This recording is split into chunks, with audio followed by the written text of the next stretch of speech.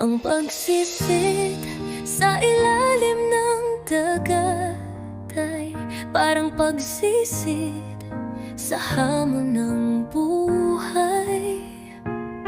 Walang kasiguraduhan ang bawat galaw, ngunit kailangan pa ring magpatuloy, maglakad sa ilaw.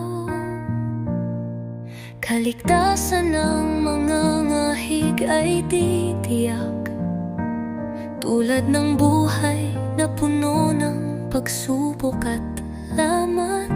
Hanggat may lakas pa akong maiaalay,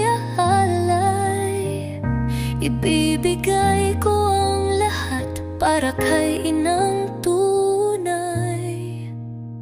Siya isang manggugubad, payak ang pamumuhay, ngunit puso niya'y kayaman, kay tibay. Kahit sa hirap, kami di iniwan. Ngayon ako na ang gagawa ng kanyang nasimulan. Ngunit napakaiksi ng tagsipol, di ko na malayang siya'y tuluyang lumisan. Sa huling pagdiriwang ng mga bulaklak, naglaho ang kanyang tinig, ang yakap na kay lambing. Paalam inay, bitbit ko ang iyong habilin. Kahit masakit, ako'y magpapakatatag.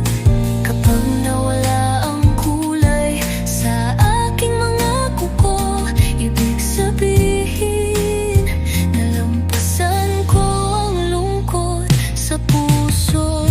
Parang gintong palakol ang kanyang alaala, mula sa lumang payong, sa lumang tasa.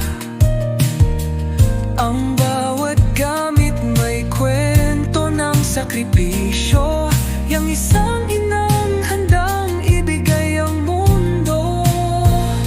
Lahat tayo ay magiging ulila, at darating ang oras na tayo'y mawawala. Pero anak, luubin mong magpatuloy, kahit sa panahon ng luhang walang kasuyo.